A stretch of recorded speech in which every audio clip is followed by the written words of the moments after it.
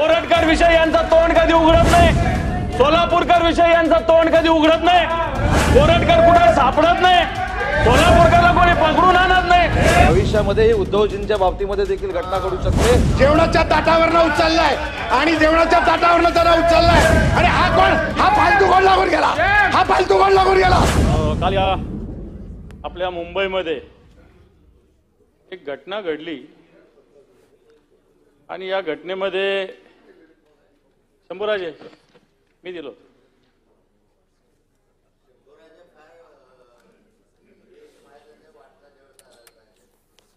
आणि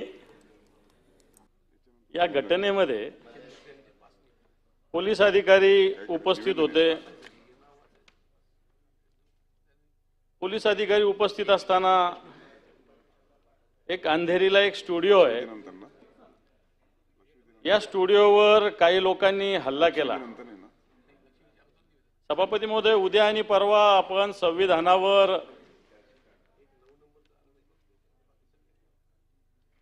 संविधानावर चर्चा करणार आहोत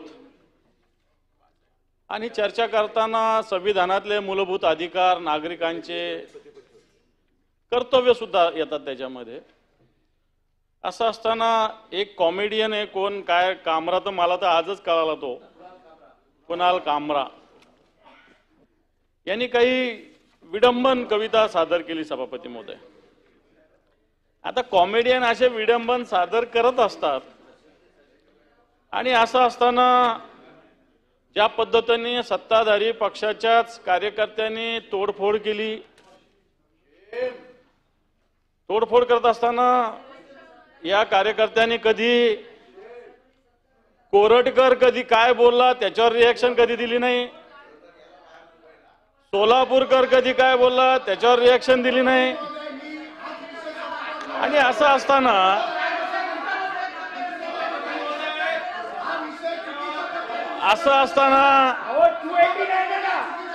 सभापती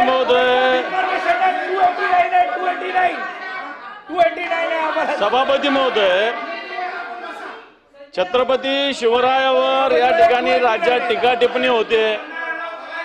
कोरटकर नावाचा एक व्यक्ती छत्रपती शिवरायावर बोलतो, सोलापूरकर छत्रपती शिवरायाविषयी बोलतो आणि असं असताना एक विडंबन कविता करणाऱ्या माणसाचा स्टुडिओ अशा पद्धतीनं तोडफोड करणं आणि प्रत्यक्ष पोलीस अधिकाऱ्यांच्या उपस्थितीमध्ये सभापती अशा गोष्टी घडलेल्या आहे आणि राज्याचे मुख्यमंत्री म्हणतात माफी मागितली पाहिजे या कॉमेडियननी। मला असं वाटतं अभिव्यक्ती स्वातंत्र्याचा हा अधिकार हे राज्य सरकार हिरावून घेतं का? ज्या पद्धतीनं एक कॉमेडियन भूमिका व्यक्त करतो आणि त्याला थांबवण्याचा प्रयत्न सभापती महोदय आणि राज्याचे मुख्यमंत्री एका वेळेस खऱ्या अर्थानं जे गुन्हेगार आहेत त्याच्यावर कारवाई केली पाहिजे, तोडफोड करण्यावर कारवाई केली पाहिजे आणि रीतसर काय करायचं यांनी करावं ना, राज्य सरकारने करावं, अन्य कोणाला काय करायचं करावं। परंतु अशा पद्धतीनं सत्ताधारी पक्षाचेच लोक तोडफोड करतात, तिथं पोलीस अधिकारी आहे आणि म्हणून माझं म्हणणं असं आहे, कोरटकर विषयी यांचा तोंड कधी उघडत नाही, सोलापूरकर विषयी यांचा तोंड कधी उघडत नाही, कोरटकर कुठे सापडत नाही, सोलापूरकरला कोणी पकडून आणत नाही। आणि एकीकडं असं जर आपल्या एका नेतृत्वावर बोललं तर अशा पद्धतीनं प्रतिक्रिया देते सभापती महोदय।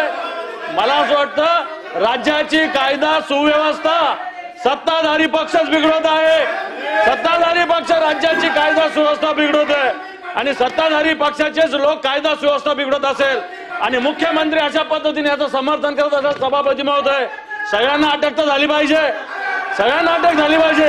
परंतु जर कायदा सुव्यवस्था जर सत्ताधारी पक्ष खराब करत असेल तर मला वाटतं या सभागृहात याच्यावर चर्चा होण्याची आवश्यकता आहे। कायदा सुव्यवस्था जर सत्ताधारी पक्षाचे लोक जर खराब करत असेल तर याच्यावर चर्चा व्हावी सभापती। असं वाटतं की तुम्ही विरोधी पक्ष नेते आहात। आज एकनाथ शिंदे साहेबांच्या बाबतीमध्ये ही घटना घडली, आज पंतप्रधान मोदयांबद्दल ही घटना घडलेली आहे, सुप्रीम कोर्टाच्या बद्दल ही घटना घडलेली आहे। भविष्यामध्ये ही उद्धवजींच्या बाबतीमध्ये देखील घटना घडू शकते, आदित्यजींच्या बाबतीमध्ये देखील घटना घडू शकते। आणि आज आम्ही तुम्हाला शब्द देतो की तुमच्या नेत्यांच्या बाबतीमध्ये जर असं काय घडलं तर आम्ही तुमच्या सोबत उभं राहू, पण अशी प्रवृत्ती आम्ही चालू देणार नाही। फक्त राजकारणासाठी राजकारण करायचं, एकनाथ शिंदे साहेबांना बदनाम करायचं, त्यांच्यावर टीका करायची, हा काही लोकांनी धंदा उघडलेला आहे. सभापती महोदय, ज्या पद्धतीमध्ये त्यांनी अपमान केला त्या अपमानाचा बदला घेतलाच गेला पाहिजे. देशाचे पंतप्रधान, सुप्रीम कोर्ट, माननीय उपमुख्यमंत्री, मुख्यमंत्री ज्या पद्धतीमध्ये त्यांनी जे वाक्य वापरलेत त्या सभागृहात आपण बोलू शकत नाही सभापती महोदय. त्यामुळे माझी मागणी आहे, ज्या पद्धतीमध्ये राणे साहेब फक्त बोलले की मी असतो तर केलं असतं, माझ्या समोर राणे साहेबांना अटक केली आहे, जेवणाच्या ताटावरनं उचललाय आणि जेवणाच्या ताटावरनं त्याला उचललाय. आणि हा कोण? हा फालतू कोण लागून गेला? हा फालतू कोण लागून गेला?